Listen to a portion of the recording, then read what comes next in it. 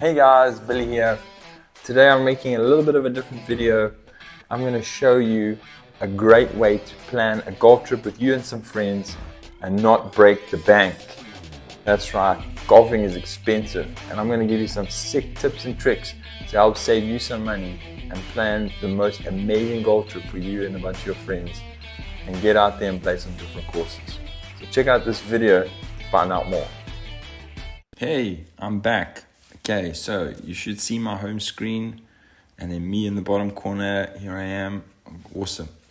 Great. So golf on a budget. I'm going to give you some tips and tricks to help you save money on a lacquer golf tour with friends. And that's something we should all experience, a lacquer golf trip with friends. And we shouldn't have to pay big amounts of money. There is ways to save cash. Awesome. So I'm going to jump right in. Okay, number one thing, you need to decide where do you want to go on your golf trip. And the key thing with going on a golf trip is to look for places that have a lot of courses, are not too far away, because not a lot of people want to drive far. They want to be reasonably close, not spend a whole day in a vehicle. Unless you're planning and you've got a big budget and you can fly. But we're a bunch of guys, we stay in Jeffreys Bay, South Africa. And an area with a lot of golf courses is George. And so this is an area we look at down the garden route from us, about a 2-3 hour drive. And you can see 1, 2, 3, 4, 5 golf courses. Then in Sedgefield there's a course. Then you go into Knysna, there's another 3 courses. So yeah, you can see a lot of courses. And what a lot of courses mean, it means there's competition. And when there's competition, courses are often doing deals.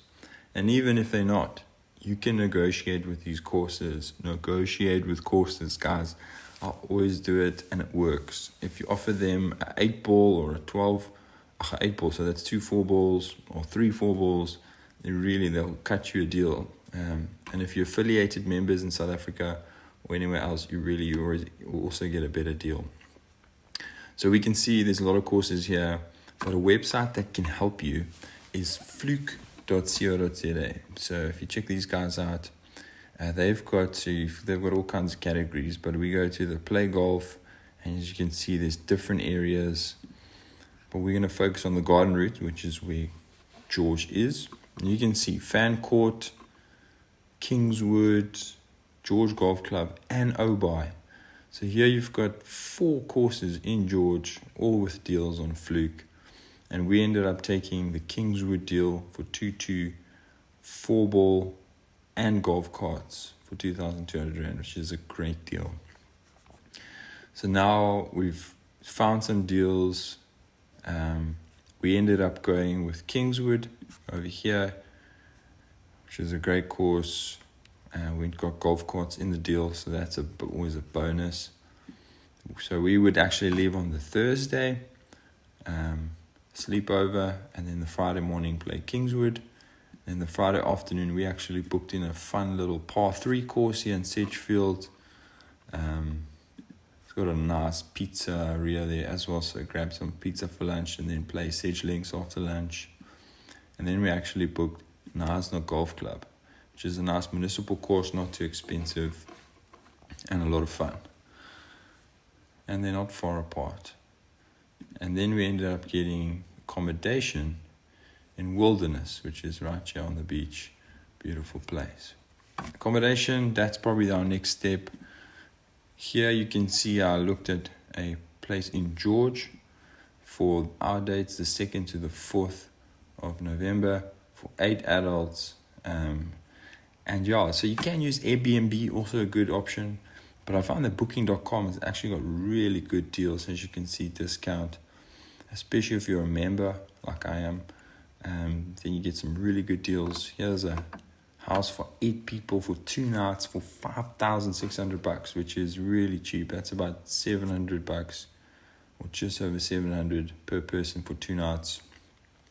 Here you can see a very nice place, and you don't need too much. Especially if it's a boys' trip, you just need a place to sleep and a place to bra. Awesome. So that's nailed down the courses. It's nailed down the accommodation. Both good rates. So let's have a look at the budget, because that's what matters, isn't it? So here we're looking at budget-wise, we're looking at Kingswood for 2 4-balls, 4,400 Rand. Knysna Golf Course, we got for 3,500 Rand for 8 players. That doesn't include golf carts, but I think the course is very walkable. Then Sedge Links, a really fun par 3 course. It's 160 Rand per person for 9 or 18 holes. And then accommodation works out to 5,700 for 2 nights for 8 guys. And that works out to 14,880 all in all for accommodation and golf.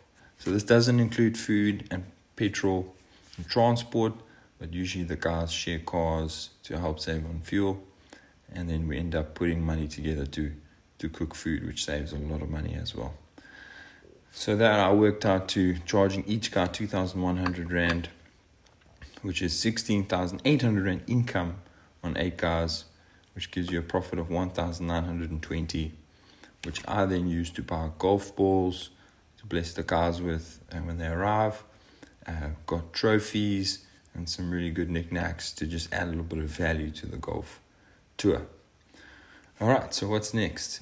Invite the guys, get the guys signed up, get them pumped, make a WhatsApp group if you haven't already got one. And so here you can see this was my invite. You can see there's a really cool shot of the golf courses, get the guys excited, maybe even throw in some accommodation shots. I didn't have those in here, but yeah, there the cost is clear. You can add a t-shirt for extra $200. It shows that spaces are limited, what's included, what's not included, and then the dates. I would suggest planning it maybe 2 or 3 months before, give the guys time to raise a bit of money, convince the wife, or maybe get off work. We go from a Thursday to a Saturday. It works for us as friends group. But yeah, I think 2,100 Rand to play 3 courses and stay 2 nights really is a great deal. And you can get a shirt for extra $200. So that's the invite. Didn't take long for the guys to sign up. And so now you've got your golfers, you've got your courses booked, your budget's done. And now you've got to think about a format. What format should we play on the golf tour to add a little bit of spice, to keep things interesting, make it fun, and make sure that the tour really is memorable. Okay, so now here we can look at the format that we decided to go with. I should have probably put this in the invite, but we only decided on this format after I had sent out the invite. We all watched the Ryder Cup this year and loved it. So we created 2 teams of 4. I chose a captain for the red team, captain for the blue team. I tried to split the teams kind of based on handicaps to make an even split. And then what I did was created a format for the first course, a format for the second course, and a format for the third course. Obviously on the Friday we're playing 2 courses, and then on the Saturday only 1.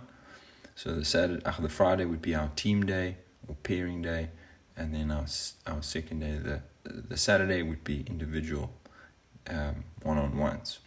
So you can see the first round we're playing a better ball match play 2v2, and the captains had to submit those pairings without knowing who they're playing against. So it is a blind submission, as well as the pairings for the second round, which was a scramble 2v2 match play. And then the next day they had to seed their golfers from 1 to 4, both teams, not knowing who the others were. And then both teams submitted those. How I did that was I actually created a Google form. Let's quickly check it out here. This is the Google form, very easy to set up. And so they had to fill this in. Round 1, Kingswood. There's the format explained to the guys.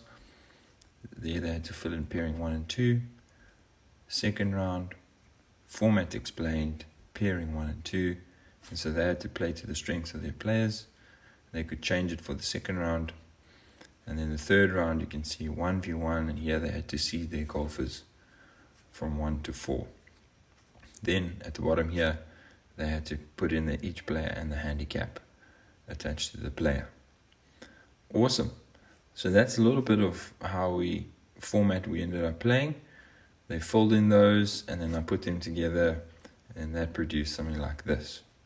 Yeah, you can see we ended up at the top. You can see the handicaps of the blue team, handicaps of the red team, and then here you can actually see them matched up. Now the guys got excited because they could see who they were playing against at which course, and really got the banter going on the WhatsApp group. Awesome. So that gives you an idea of how to plan a golf trip. There's many ways to save money on golf trips. They don't have to be expensive. You can find some courses in places that are running seasonal deals, and if you book in advance, you really can get good deals on accommodation if you're a whole bunch of guys. So I hope that's helped. Get out there, plan that golf trip. Really, it is amazing to go out and see different courses, get out with friends, have a good time, and add a little bit of competition in there just to make things interesting. So I hope this has been helpful. Find those golf deals online, find places that have lots of courses, that have some competition, so you can bring price down. Negotiate with the courses, they will bring prices down. And then put that budget together, put it out there for the guys, and I think we did pretty well. 2,100 Rand. Of course, the guys will spend a little bit more on food and transport, but I don't think they're going to be over 2,800, 3,000 Rand. That's a great weekend spent golfing. So I hope you enjoyed it. I hope you like and subscribe as well. And let's go, boys.